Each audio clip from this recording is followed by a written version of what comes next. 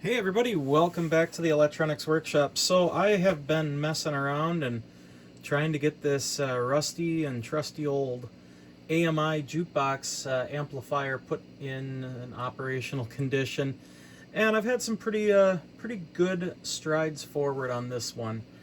Came in quite a while back from a fellow amusement and arcade enthusiast and quite a professional gentleman from Ryan's Retro Arcade.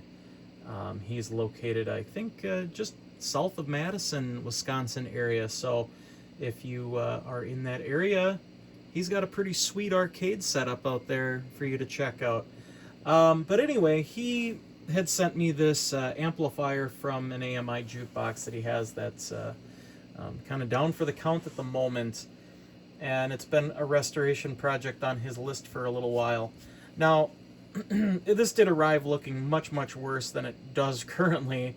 It's not going to be a full-on restoration of like the body and all that, but I'll probably hit it with some rust inhibitor. I might get in here and just kind of do a brush on gray just to make it look a little more visually appealing, because it looks like it came right off the bow of the Titanic at this point. But I did dig through my stash of tubes. I did have to test the tubes that came with it. They were coated in a lovely shade of oxide red from the spray paint job that somebody had done before he got the jukebox. So they didn't really tape off anything in the inside. They just sprayed right through the front of the darn thing. So I went through and kind of cleaned this up the best I could. Gave the transformers a nice coat of satin black to kind of make that look a little more visually appealing. Did a bunch of reworking on the bottom side of this to just kind of electrically make it safer and functional-ish for some further testing that I have going on. But this amplifier uses a pretty awesome setup of vacuum tubes. 12AX7 is a preamp tube. It has a pair of 12 AU7s, and if I understand this correctly, this is a push-pull vacuum tube amplifier using a pair of 6 L6s, which is a nice combination of tubes for this. They have a good power ratings. They sound really sweet. And anyway, so I've been kind of digging through and getting a little bit of information on this as well. But we'll pull some information from the Radio Museum. This is the AMI R-145, so 45 jukebox more specifically. And yep, it uses a pair of 6 L6s. Now, I had originally written 6 V6 on here, so ignore that. But a 6V6 will actually work in this case. You just have to maybe bias it slightly differently. Probably about a 25 watt amplifier, if all is perfect, working really well.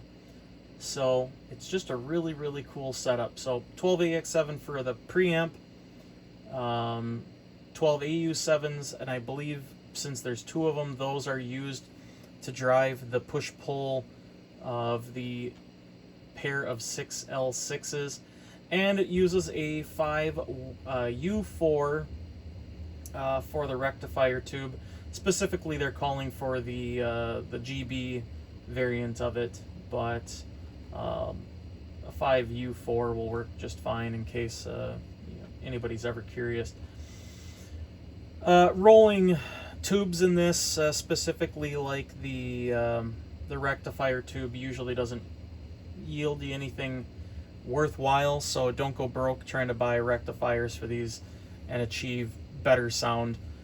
You could alternatively put in a solid state replacement, but there are a few things that you absolutely have to do if you're going to do that, and that's going to be beefing up the voltage on the capacitors that are in here for the B plus supply, as well as the bias supply and all that stuff. You really have to go through that and make sure that you're not going to be overvolting those, because they will let out the smoke. So this one's already had some work done on it, which made me feel a little bit better about powering it up. There are still some capacitors in here that I would absolutely like to change, as well as verifying the values of some of the key resistors in the circuit to make sure that they're within tolerances. Being that this amplifier's condition is pretty bad, it looks way better than it did, but anyway, it looks like it was in a very damp situation, and the type of carbon composite resistors that are in here are the ones that are notorious for absorbing a lot of moisture and drifting way out of value. So something to keep in mind if you are going through one of these. I would highly recommend, if you are going to do one of these, the types of resistors that they used, I'd almost just replace them, just to really have a, the safety of knowing you did it. And anyway, capacitors are really the most important. Now, I did remove the ones that were in the on the chassis.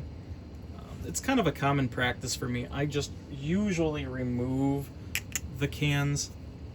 I usually never plan on restuffing these, because you're putting the capacitor right next to the hotness that is the vacuum tubes, and generally speaking, you're just going to affect the life of that capacitor anyway.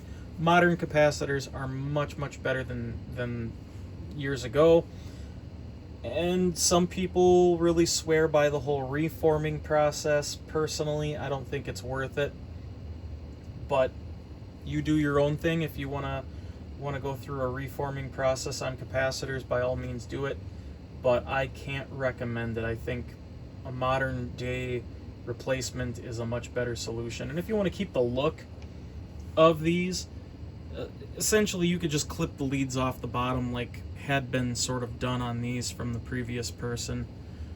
But yeah, they are showing signs of leaking. There's goop coming out, so they're physically leaking as well as most likely electrically leaky. So get them out of there, don't use them. If you want to keep the look of them, you can keep them in, just electrically do not connect them. So don't parallel a capacitor next to it. If there is a bad one in there, there's a lot of videos. Mr. Carlson touched on this stuff pretty heavily, and I highly recommend you check out his videos if you're looking for more in-depth discussions about that. He is spot on correct about it. Anyway, I do have some royalty-free jazz music that should hopefully not get me nailed for any music rights problems, but it's a cool unit. Very cool unit. In fact, if I do find a cheap pair of these available at some point, I'd almost like to put them together with a nice cover system and use them for some home audio. Dual mono blocks with a push-pull pair of 6L6s? Heck yes. So, alright, enough of my jibber-jabber. Let's have a listen to this. Royalty-free jazz music.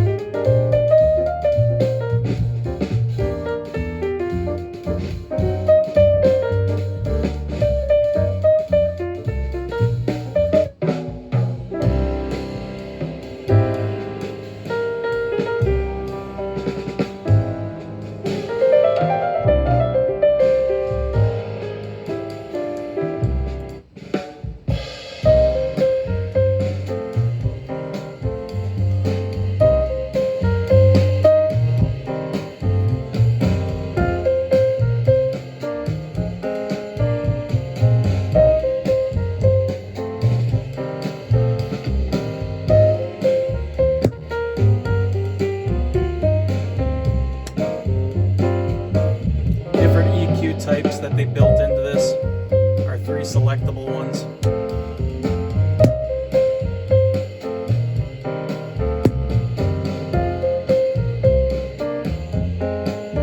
And this is treble, so you can select between a few ranges of treble. If I understood this correctly.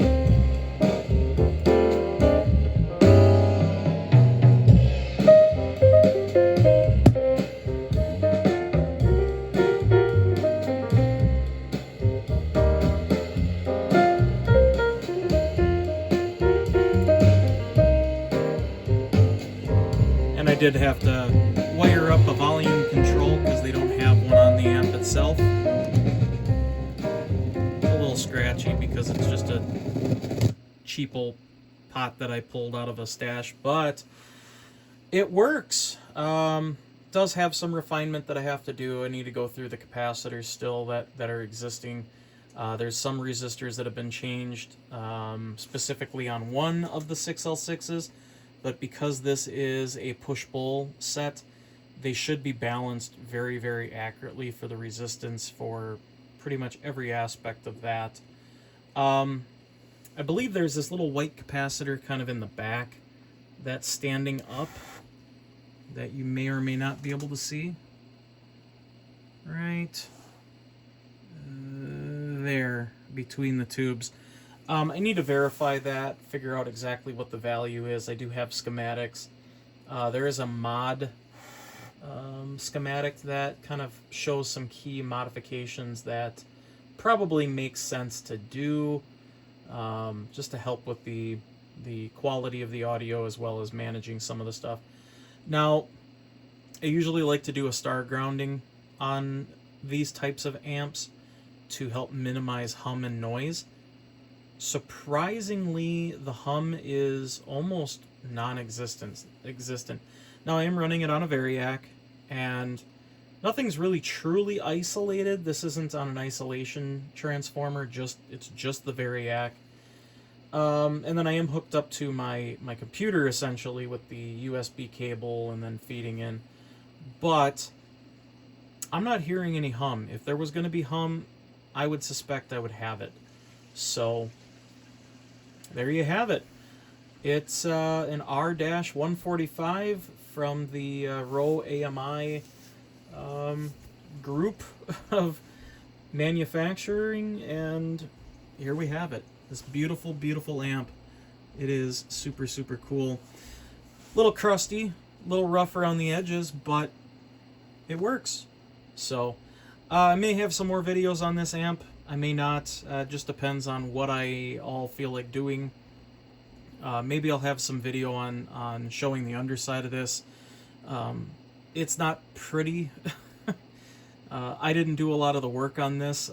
Some previous techs over time have done a fair share of their stuff, but the capacitors have been changed. So they tested out, looked okay, and really that's what's important. So hope you guys enjoyed this nerdy moment, and I don't know, maybe swing back around and I'll have some more fun nerdy moments on vacuum tube amplifiers, if not maybe this one.